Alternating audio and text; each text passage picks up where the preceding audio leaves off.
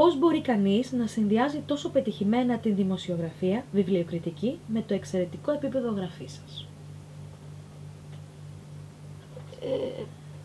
Μόνο όσον αφορά το ευτυχισμένα μπορώ να απαντήσω εγώ. Το επιτυχημένα δεν το ξέρω. Ξέρω ότι βγήκε να κάνω στη ζωή αυτό που θα έκανε αν ήμουν πλούσια. Και το έκανα για πάρα πολλά χρόνια και πληρωνόμουν κιόλας. Ίσως γι' αυτό έχω ανεχθεί κάποιες καταστάσεις που διαφορετικά δεν θα τις ανεχόμουν. Ίσως γι' αυτό τα πρώτα χρόνια ντρεπόμουν να πάω να πληρωθώ. Ίσως γι' αυτό δεν χαμπαρίζω από πολλά, ό,τι και να γίνεται, εγώ είμαι καλά γιατί κάνω αυτό που αγαπώ. Το επιτυχημένα δεν το ξέρω. Το ευτυχισμένα ναι. Ποια είναι η αγαπημένη σας συνέντευξη από συγγραφέα?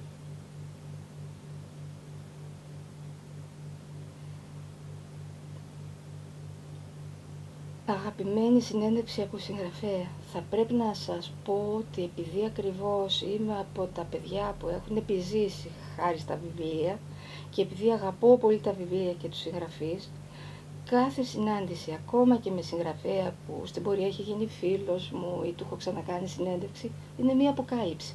Γιατί είμαι πολύ ανοιχτή, είμαι πολύ δοτική, φανερώνω και εγώ δικά μου, τους πιάνει και μία έτσι διάθεση να λένε πράγματα που συνήθως δεν λένε, οπότε έχω να σας πω περισσότερο από μια, δύο, τρεις αγαπημένες. Αγαπημένη μου συνέντευξη είναι η πρώτη συνέντευξη που είχα κάνει στο Σωτήρι το Δημητρίου, που είχαμε χαθεί και μετά είχαμε πάει να φάμε σουβλάκια και μετά ο τότε βοηθός μου είχε παρκάρει κάπου το αυτοκίνητο και δεν μπορούσα να βρω πουθενά το αυτοκίνητο. Μία συνέντευξη που είχα κάνει, η πρώτη συνέντευξη, με τη Ρέα τη Γαλανάκη, την οποία μάλιστα τη φοβόμουν και ως αυστηρή, και όταν πάω στο σπίτι της, ξαφνικά με παίρνουν τηλέφωνο και μου λένε ότι ο μπαμπάς μου, ο οποίος είχε αρχίσει και ξεχνούσε, έχει χαθεί με το τρακτέρ κάπου στο Μαρκόπουλο και έβαλα τα κλάματα και της λέω δεν μπορώ να κάνω τίποτα, θα πάω βρω τον μπαμπά μου. Και αρχίζει να κλαίει και εκείνη και μου λέει και η μαμά μου δεν θυμάται, που θα το θυμάμαι για πάντα. Η πρώτη συνέντευξη με τη Ζατέλη, όταν έμενε στο σπιτάκι με την εσωτερική αυλή στην Κεσαριανή, όπου πήγα και είχε σκοπό να μου πει δεν θέλω να δώσω συνέντευξη. Αλλά όταν πήγα κατάλαβε ότι είχα διαβάσει το βιβλίο όλο σελίδα-σελίδα. Και με το φως του οίκου το είχα διαβάσει όλο χειρόγραφο. Και εκείνη την ώρα δεν ξέρω τι την έπιασε, μου λέει τι να πω, κάνατε τόσο κόπο και το διαβάσατε, το λιγότερο που μπορώ να κάνω είναι να σας μιλήσω. Μετά από αυτό γίναμε φίλες, της χάρισα τη συλλογή που είχαμε βεντάλιες, δεν είχα νόημα σε μένα, και μας έκανε μια έτσι πολύ γενναιόδορη φωτογράφηση, όπου είχε φωτογραφηθεί για το χατήρι μας, ακόμα και στην κρεβατοκάμαρά της. Δεν το ξεχάσω ποτέ. Θυμάμαι και το άνοιγμα. Το πρώτο δισέλιδο στο δισέλιδο φαινόταν η βεντάλια και πίσω η Ζηράνα που φαίνονταν μόνο τα μόβ μαλλιά της.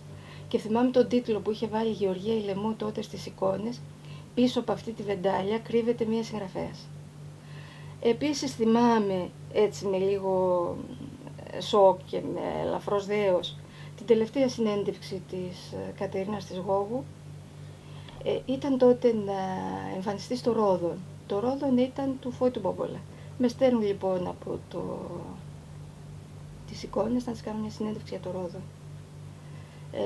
Πήγα, η Κατερίνα ήταν ήδη κουρασμένη από αυτή τη ζωή εκεί, από αυτή την πραγματικότητα. Ήταν πολύ ποιητική για να αντέξει τόση πραγματικότητα.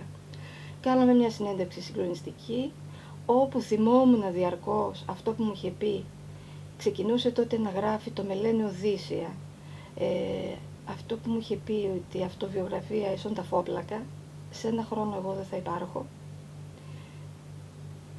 Κάνω τη συνέντευξη, δεν την απομαγνητοφωνώ καν, πηγαίνω στις εικόνες και μου λένε δεν θα τη βάλουμε, διότι ακύρωσε τις εμφανίσεις. Ένα χρόνο ακριβώς μετά η Κατερίνα πέθανε. Είχα αλλάξει διευθυντή τότε στις εικόνες και θυμάμαι μπαίνω στο Τσιχλιά με κλάματα και του λέω έχω μία συνέντευξη από πέρσι που μου έλεγε αυτό και εγώ δεν το κατάλαβα, δεν το άκουσα, δεν την προστάτευσα. Τέλος πάντων με κλάματα, αφού με σουλουπώσανε, με στέλνουν στο σπίτι την ίδια μέρα να βρω την κασέτα, να κάτσω να την απομαγνητοφωνήσω. Βγήκε η συνέντευξη με την Κατερίνα που ήταν σαν να μας είχε πει 1 χρόνο πριν ότι θα αντιμετωπίζαμε 1 χρόνο μετά. Αυτό ίσως είναι η πιο συγκλονιστική συνάντηση. Και για να το αποφορτήσω, να τελειώσω με το Κανταρέ. Όταν είχε έρθει μια φορά στην Αθήνα, ο Ισμαήλ Κανταρέ είναι ο αγαπημένος μου και ήταν και ο αγαπημένος του αγαπημένου μου. Εγώ δηλαδή έμαθα τον Ισμαήλ Κανταρέ από το Ρημαγμένο Απρίλη και από τον Σπύρο. Όλο αυτό το ορβανικό πάθος, το τακανούν, το εθνικό δίκαιο, όλα αυτά μου πάνε. Και ενδεχομένως εν σπέρματι υπάρχουν και στη δουλειά μου και στη ζωή μου και στην καταγωγή μου, δεν ξέρω. Είχε πει λοιπόν, τον είχε φέρει ο Νικολόπουλος του 21ου αιώνα. Είχε πει ότι ο καθένας μας έχει 20 λεπτά καιρό. Πήγαμε, τον συναντήσαμε στη σουίτα του στη Μεγάλη Βρετανία και με το που με ρωτά πως σε λένε και του λέω Ελένη Γκίκα, μου μιλούσε για μισή ώρα μόνο για το Ελένη Γκίκα στην Αλβανία και για το ότι είναι πριγκιπικό επίθετο, για την τώρα αντίστρια και όλα αυτά. Έμεινα 2 ώρες. Δεν θα τον ξεχάσω ποτέ. Πολύ γοητευτικός άνδρας. Υπάρχουν στοιχεία αυτοαναφορικότητας στο έργο σας και αν ναι, θέλετε να τα μοιραστείτε μαζί μας?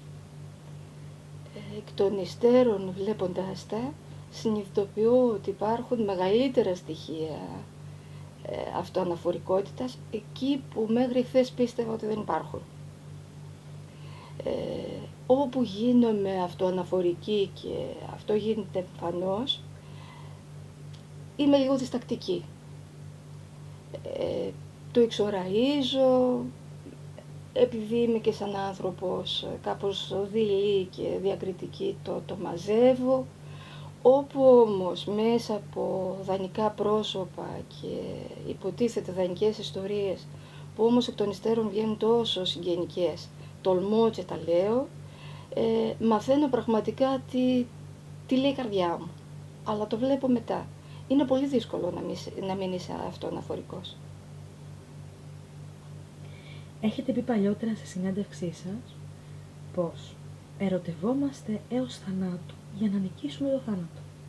Ποια είναι η σχέση σας με το δίπολο αυτό, πώς ορίζει η Ελένη Γκίκα τον έρωτα?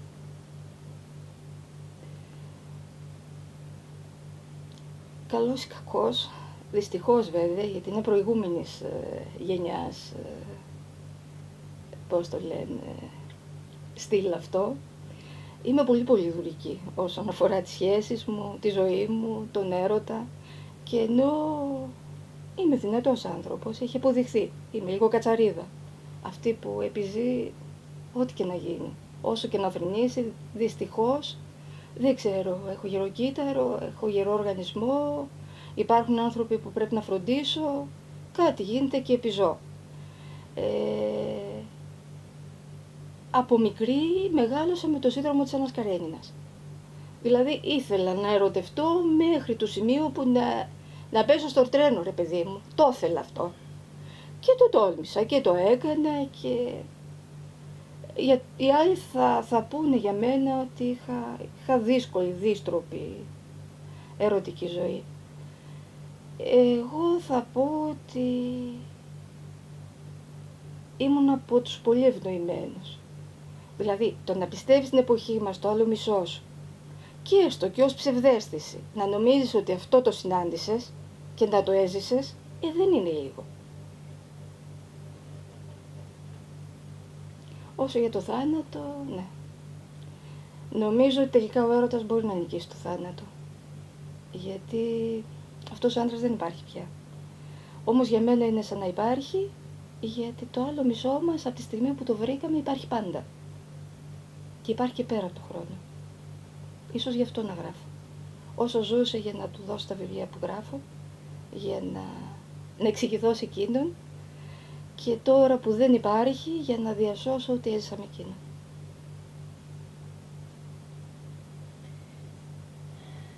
Παραμένουν πάντα οι ίδιες οι βασικές αιμονές ενός συγγραφέα? Οι βασικές έχω την εντύπωση πως ναι, παραμένουν. Γιατί οι βασικές αιμονές που πολλές φορές στα πρώτα μας βήματα μπορεί καν να μην είναι και σε εμάς τους ίδιους ορατές, τους παίρνουμε είδηση, ευκολότερα τους παίρνει ένας καλός αναγνώστης παρά εμείς. Είναι σημαντικές αιμονές. Δηλαδή ακόμα και νέος να είσαι, η αιμονή θανάτου μπορεί να παίζει πολύ.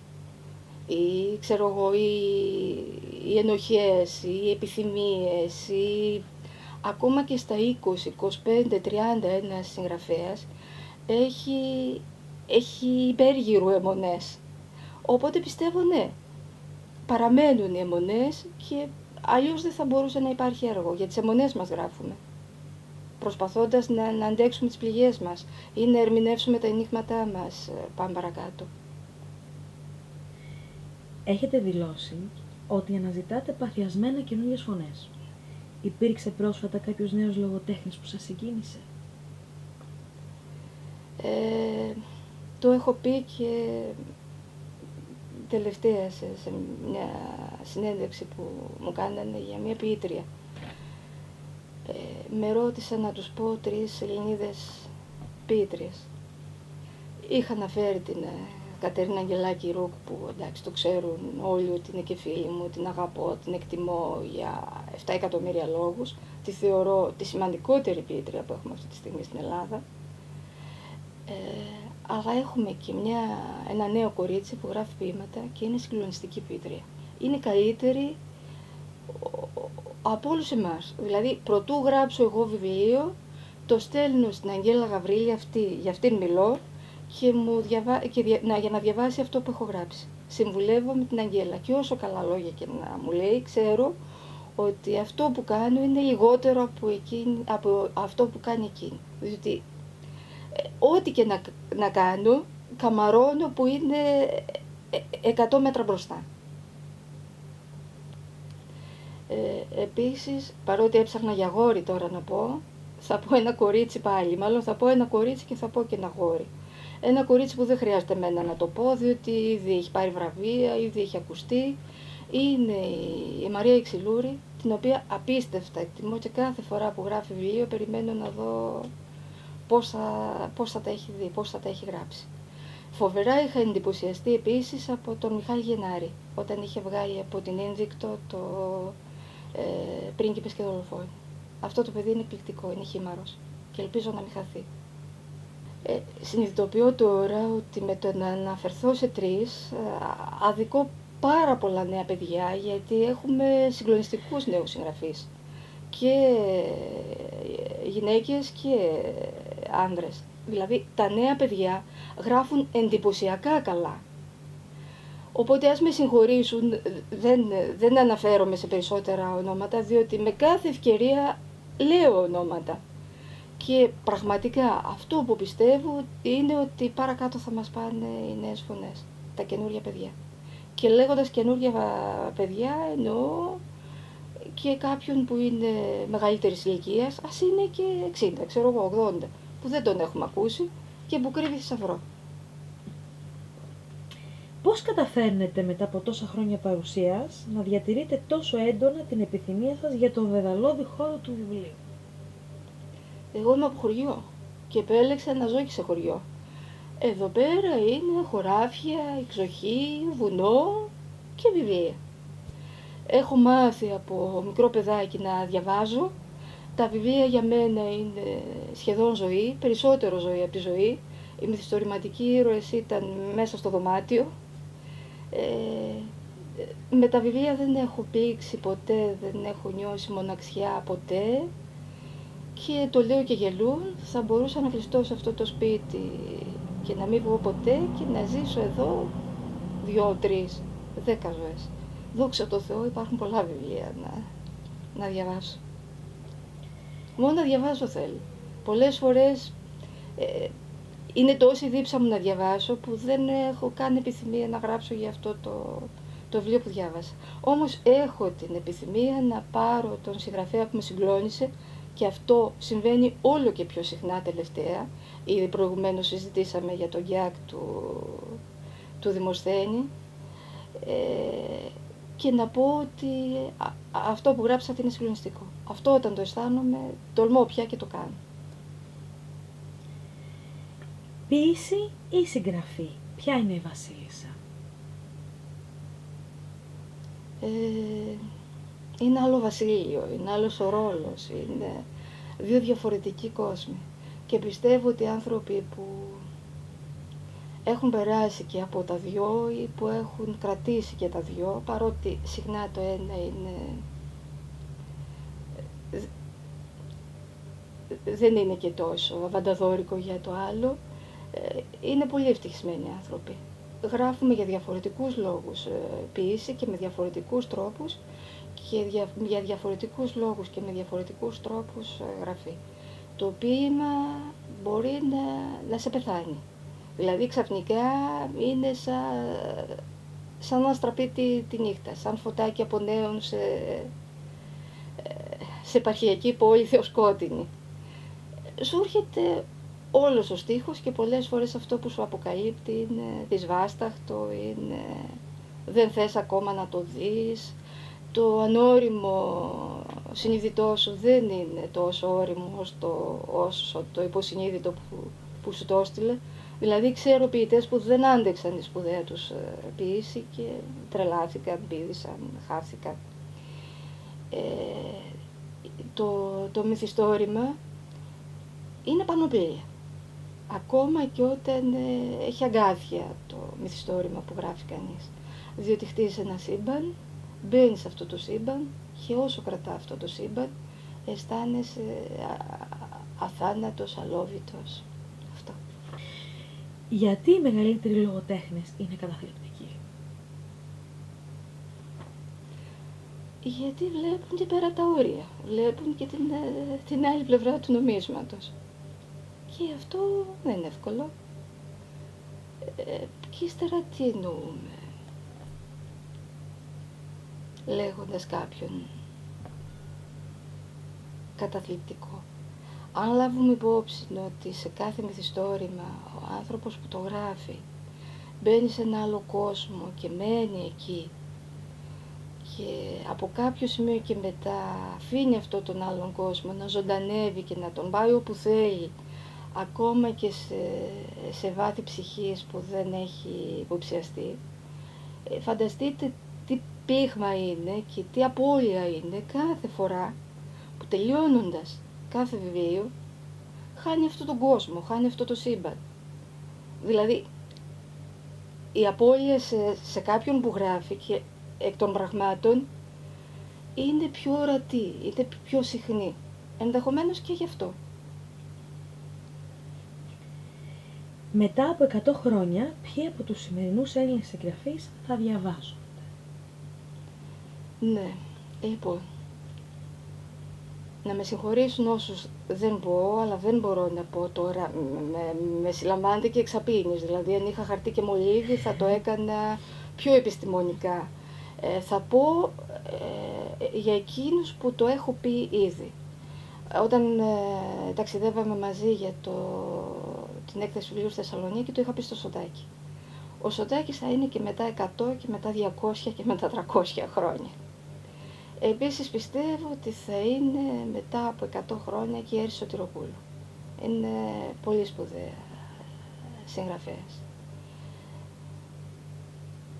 Αν δεν ήταν τόσο αυτό ο Δημοσθένης του Παπαμάρκου, πιστεύω ότι θα είναι.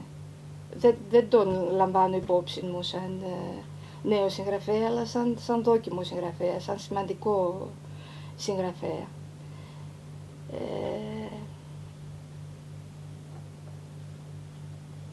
Αδικό, το ξέρω, αλλά είπα 3 που το έχω πει και στους 3. Λογοτέχνης γεννιέται κανείς ή γίνεται από την ίδια τη ζωή? Και γεννιέται και γίνεται. Σίγουρα γεννιέται. Αλλά είναι μερικοί από εκείνους τους γεννημένους που τους τρέχουν κιόλας, ρε παιδί μου, τους τρέχει η ζωή, τους βάζει δύσκολα. Ίσως τολμούν εκείνη τα δύσκολα, δεν ξέρω. Αλλά πιστεύω πως πρέπει να την έχεις την πετριά. Για να κάτσεις, να κάνεις όλο αυτό το αφύσικο και να έχεις αιμονή με αυτό, να γράψεις ένα βιβλίο, να ξαναγράφεις, να ξαναπροσπαθείς, να είναι όλοι έξω, να ζουνε, να είναι μια χαρά η ζωή και εσύ να επιμένεις, ξέρω εγώ. Αυτό από μόνο του είναι μια ασθένεια που πρέπει να την έχεις εκγενετής. Έχει πετάξει άκαρδα η Ελένη Γκίκα 50.000 λέξεις. Αυτό είναι ένα τραύμα για μένα. Οφείλω να πω ότι στη δουλειά με είχανε όταν θέλουν να ξεχυλώσουν το κείμενο. Έμαθα πολύ αργότερα να κόβω τα κείμενα και περισσότερο άρχισε από δημοσιογραφική δουλειά. Θυμάμαι στις εικόνες τον Βαγγέλη τον Μαλαξιανάκη στο ατελιέ να μου λέει Γκίκα, κόψε 2,5 μέτρα ύφασμα. Ή ξέρω εγώ, ήταν δύσκολο. Τώρα όμως κόβω εύκολα. Εμένα με κόβω τουλάχιστον πάρα πολύ εύκολα. Με τους άλλους ζορίζομαι, διότι έχω την εντύπωση ότι για να γράψουν ό,τι έχουν γράψει, κάτι σημαίνει αυτό. Όμως παρόλα αυτά ξέρω ότι ένα μυθιστόρημα, ένα διήγημα, ένα ποίημα είναι λίγο σαν ένα κομμάτι μάρμαρο. Έχεις το μάρμαρο, στην αρχή το βάζεις όλο, το γράφεις και μετά σκαλίζοντας και κόβοντας και πετώντας γεννιέται αυτό που είναι να γεννηθεί. Μαθαίνουμε να κόβουμε, γιατί το ποίημα και η ιστορία είναι το ελάχιστο που θα μείνει από το κομμένο. Αυτό που δεν γίνεται να κοπεί. Δεν έχω φτάσει ακόμα σε αυτό που δεν γίνεται να κοπεί, αλλά πιστεύω ότι αυτό είναι κουσούρι χαρακτήρα. Θέλω να φτάσω. Λογοτεχνία και συγγραφή. Διακρίνεται διαφορές? Ναι. Η συγγραφή είναι όταν γράφουμε. Μπορεί να είναι και κάποιος που κάνει μια βιογραφία ή ξέρω εγώ κάνει ένα γραπτό ντοκιμαντέρ. Η λογοτεχνία είναι ο τρόπος περισσότερο. Δεν είναι το ότι γράφουμε ή τι γράφουμε. Είναι το πώς το γράφουμε. Διότι στη λογοτεχνία όλα είναι στο πώς. Ναι, αυτό. Τα βασικά είναι, είπαμε, έρωτας, θάνατος, άντε και χρόνος. Το ανθρώπινο δράμα, αυτό είναι. Το θέμα είναι πώς θα το διαχειριστεί κανείς, με ποιες λέξεις. Οι λέξεις είναι τρόπος. Υπάρχει κάποιος ξένος συγγραφέας εν ζωή που θα θέλατε πολύ να συναντήσετε? Δεν πρόλαβα το Χόρχε Σεμπρού. Του είχα πολύ μεγάλη αδυναμία. Είχα διαβάσει η επιστροφή του Νετσάγεφ που αφορούσε την τρομοκρατία και ήταν τόσο ερωτικός, Παναγία μου. Δηλαδή αυτό το βιβλίο δεν...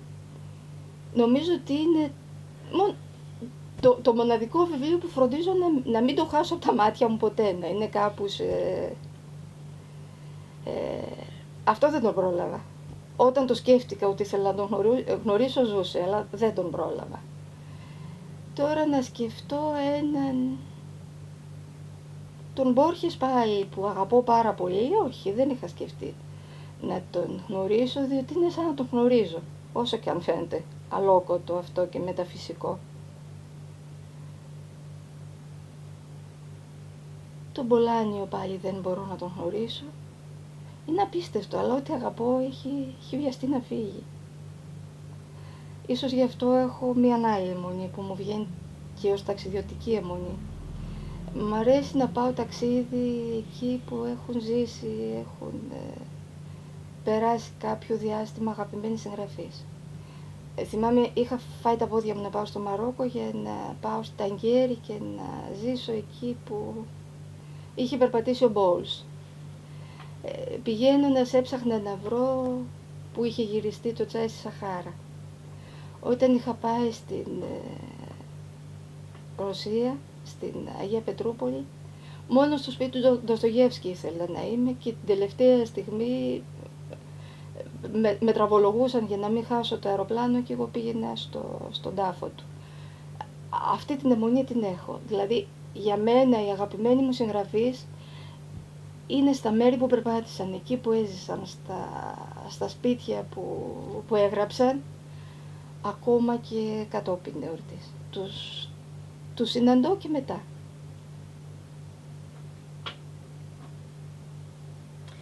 Αν δεν είχε ακολουθήσει την καριέρα του δημοσιογράφου, συγγραφέα και κριτικού λογοτεχνίας η Ελένη Γκίκα, σε ποια διαφορετική σχολεία θα μπορούσα να τη φανταστώ? Να με πιάσω από μικρή και παιδικό μου όνειρο. Όταν ήμουν μικρή ήθελα να γίνω κομμότρια. Είχα μια μεγάλη συλλογή από κούκλες, τις οποίες τις έπαιρνα μακριά μαλλιά, τα έκοβα καρέ, de grande καρέ, πώς το λένε, κοντό, αλαγκαρσόν, και μετά τις έκανα φαλακρές. Όταν μεγάλωσα λίγο, όταν λέω μεγάλωσα λίγο εννοώ 5-6 χρονών, άρχισα να ασκώ την κομμωτική στον πατέρα μου, όπου δεν του κόβα τα μαλλιά, αλλά του βάζα τα κουκαλάκια μου, και σε όποιο παιδάκι με εμπιστευόταν. Θυμάμαι, είχαν φύγει οι μαμάδες μας και με είχαν αφήσει με τη Μέρη, μια γειτονοπούλα.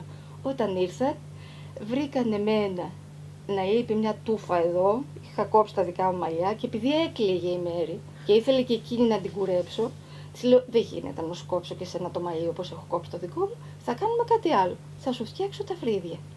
Και είχα κάνει τότε αυτό που ήταν μόδα τα προηγούμενα χρόνια, 2 χαρακές στα φρύδια. Ήρθαν λοιπόν και βρήκαν ένα παιδάκι με κομμένα φρύδια και ένα άλλο με μια τούφα λήψη εδώ. Αυτό ήταν η πρώτη δουλειά που ήθελα να κάνω. Όταν μεγάλωσα κάπως και έπαψα να θέλω αυτό, ήθελα να γίνω για πολλά χρόνια αρχιτέκτον.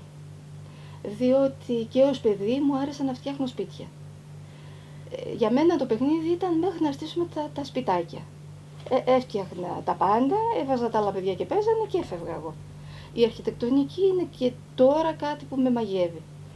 Μπαίνω σε site που έχουν σχέση με την αρχιτεκτονική, με τη διακόσμηση και κάθομαι όταν είμαι κουρασμένη ή στεναχωρημένη και χαζεύω σπίτια και οικοδομές με τις ώρες. Πριν αποφασίσω να γίνω δημοσιογράφος, που δεν αποφάσισα ακριβώς, δημοσιογράφος δεν αποφάσισα να γίνω ποτέ. Η επιθυμία που είχα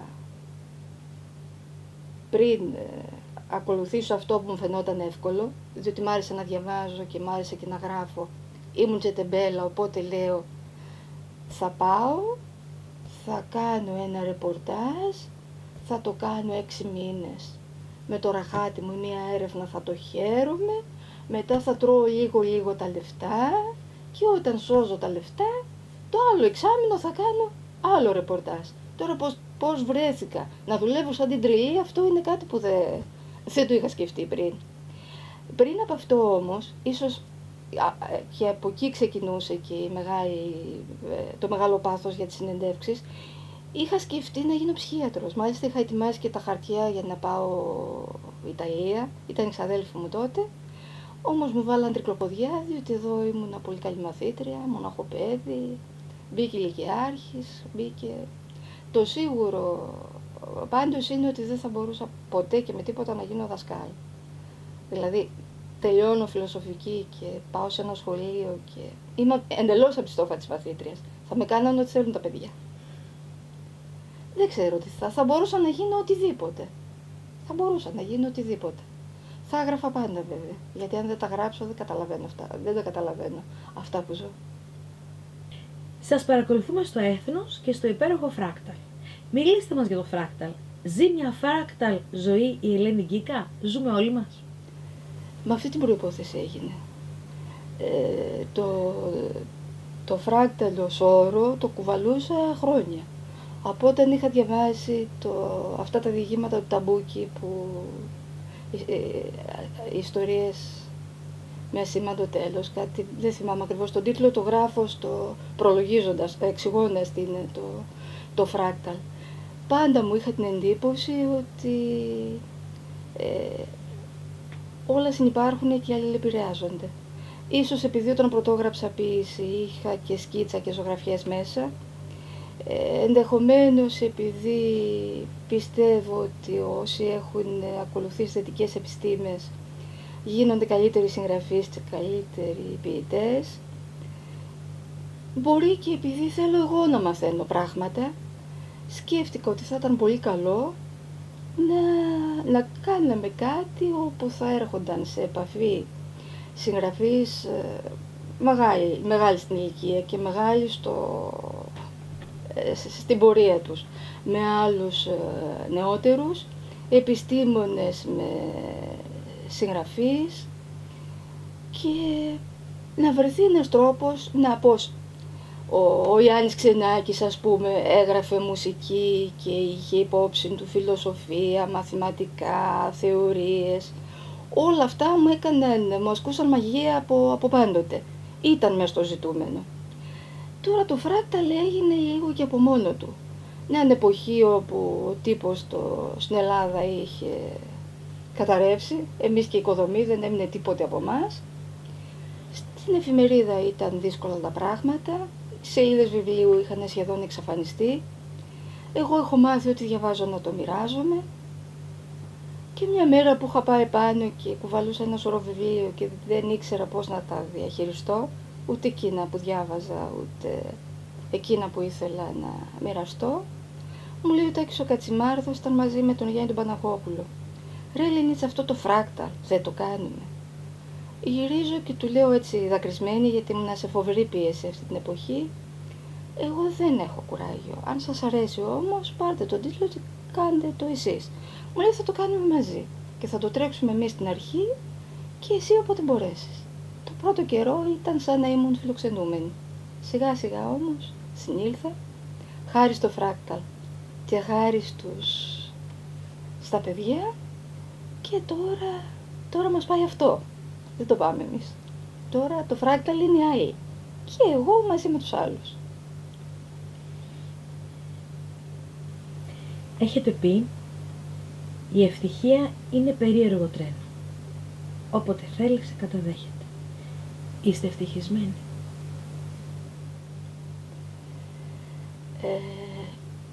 Έχω αποφασίσει να είμαι ευτυχισμένη. Διότι στην πορεία, επειδή μεγάλωσα πια και δεν γίνεται να περιμένω πότε θα με καταδεχτεί το τρένο, σαν να Καρένινα δεν περνούσε κανένα τρένο, αποφάσισα να το δω λίγο διαφορετικά όσον αφορά το θέμα της ευτυχίας. Μεγαλώνοντας συνειδητοποίησα ότι η γαλήνη, η καλή σχέση με τον εαυτό μου, το να είμαι ανοιχτή στην έκπληξη που παλιότερα δεν ήμουν, να ήθελα τα πράγματα όπως ήθελα να μου έρχονται μένα, αυτή η αίσθηση του ότι όλα είναι σημαντικά, αλλά εντάξει, δεν έγινε και τίποτα, δεν σταματάει η ζωή επειδή σε εμάς κάτι συμβαίνει. Αν αυτό όλο το επεξεργαστούμε και κάνουμε και πράγματα που αγαπάμε, μπορεί η ευτυχία να γίνει κατάσταση. Και αυτό προσπαθώ να το επιτύχω. Εν μέρει το έχω επιτύχει αρκετά. Μπορώ να πω ναι, πως με αυτού του είδους την ευτυχία είμαι ευτυχισμένη. Υπήρξαν στιγμές που η Ελένη Γκίκα πρόδωσε την Ελένη Γκίκα? Όχι, δεν έχουν υπάρξει τέτοιες στιγμές. Ίσως επειδή είμαι πολύ μονοκόμματος άνθρωπος. Και έχω αιμονές ακόμα και στις παλιές μου αιμονές. Όταν δεν θέλω κάτι, δεν μπορώ ούτε να προσποιηθώ για το αντίθετο, ούτε να αντέξω μια κατάσταση που την ανέχομαι και με ανέχεται. Με πετάει έξω η κατάσταση. Θυμάμαι στο γάμο μου που δεν ήταν καλά, ενώ δεν ήταν κακός, δεν ήταν κανείς από τους δυο μας κακός. Απλώς δεν ήταν για να είμαστε μαζί. Πάθαινα απίστευτα ατυχήματα, απίστευτα. Μέχρι κόντεψα να σκοτωθώ. Έκανα ένα χρόνο, δεν μπορούσα να περπατήσω. αν επέμενα να μείνω σε αυτό το γάμο με τον καλότατο αυτό άνθρωπο, δεν θα υπήρχα τώρα, θα είχα σκοτωθεί. Το ίδιο γίνεται με τον εκδοτικό μου οίκο, με τη συνεργασία μου ας πούμε με το πνευματικό κέντρο. Όταν κάτι στραβώσει, δεν με πάνε τα πόδια. Είμαι ικανή να φτάσω εκεί έξω και ξαφνικά να πέσω και να σπάσω το πόδι μου. Έχω δυστυχώς ένα ειλικρινέστατο σώμα και δεν με πάει το σώμα μου. Σας μεταφέρουμε σε ένα υποθετικό σκηνικό. Βρίσκεστε σε ένα δωμάτιο καθισμένοι και υπάρχουν μέσα ένα τραπεζάκι για τον καφέ και άλλες 4 καρέκλες. Με μία σκέψη σας μπορείτε να τοποθετήσετε στις καρέκλες όποια προσωπικότητα από τη λογοτεχνία, τη ζωγραφική, τα εικαστικά, την πολιτική θα θέλατε. Ποιοι θα καθίσουν δίπλα σας και πώς θα κυλήσει η συζήτηση. Ζώντες και τεχναιώτες. Βεβαίως. Το ίδιο. Ας το εκμεταλλευτώ. Θα καλέσω και κοιμημένοι. Θα καλέσω νεκρούς. Βεβαίως. Όποιος θέλει. Ντοστογεύσκι. Ναι.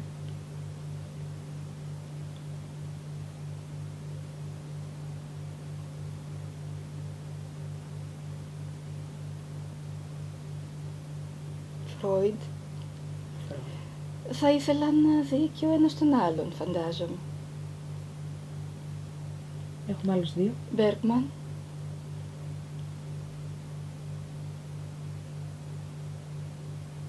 Και Καμί.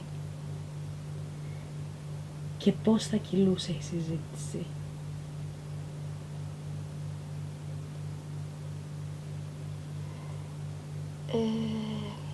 Νομίζω ότι και τους 4 θα αντιπροσώπευε πολύ εκείνο το απόσπασμα από το υπόγειο του Ντοστογεύσκη για το πώς είναι και οι 4 άνθρωποι του υπογείου και εγώ αρκετά για το πώς ένας άνθρωπος ενώ θα μπορούσε να κάτσει στα αυγά του και να είναι στοιχειωδώς ευτυχισμένος, ακόμα και όταν τον λύσουν σε ένα όμορφο δωμάτιο, ζει καλά, έχει, δεν θυμάμαι ακριβώς πώς το λέει, τα πάντα δίπλα του, εκείνος μπορεί να κάνει τη μεγαλύτερη αποκοτιά, διότι στο κάτω-κάτω είναι άνθρωπος και όχι πλήκτρα πιάνει αυτό. Το γιατί δοκιμάζουμε τα όρια και γιατί η ελευθερία μας συχνά μας φτάνει στην αυτοκαταστροφή. Αυτό. Για τα πάθη μας θα πούμε. Ναι. Τι μπορούμε Ωραία ερώτηση. Τι μπορούμε να περιμένουμε από την ελληνική στο μέλλον. Να μάθει να ζυμώνει ψωμί, να βάλει περβόλι, να γίνει αγρότισσα. Έχει αρχίσει και μ' αρέσει πάρα πολύ η εξοχή.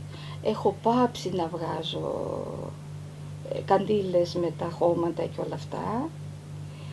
Έχω αλλάξει πολύ. Παλιά ήθελα να υπάρχει εξοχή ως, πώς το λένε, ως θέα το παράθυρο. Τώρα όχι. Τώρα σπάζω τα πόδια μου. Βγαίνω έξω και περπατώ πολύ. Αυτό, ναι. Να γίνω πιο γήινη. Να κάνω πράγματα με τα χέρια μου. Να ξαναγυρίσω στην αρχή. Δεν ξέρω, μπορεί να γίνει και κομμότρια. Εκ μέρους του Λίτρα Τσουτζιά, σας ευχαριστούμε πάρα πολύ για την απόψινή συνέντευξη, τη συζήτηση. Ευχαριστούμε πάρα πολύ την κυρία Ελένη Γκίκα. Εγώ σας ευχαριστώ πολύ. Οφείλω να ομολογήσω ότι το σημερινό, αυτές οι ερωτήσεις, ούτε στο ντιβάνι του ψυχαναλυτή.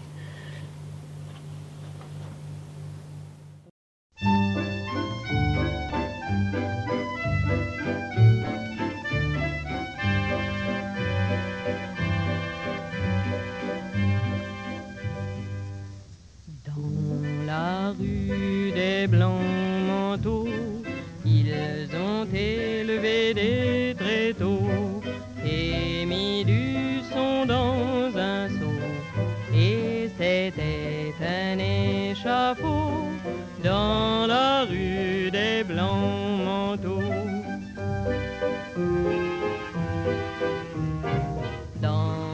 rue des Blancs Manteaux, le bourreau s'est levé tôt, c'est qu'il avait du boulot. Faut qu'il coupe des généraux, des évêques, des amiraux, dans la rue des Blancs Manteaux.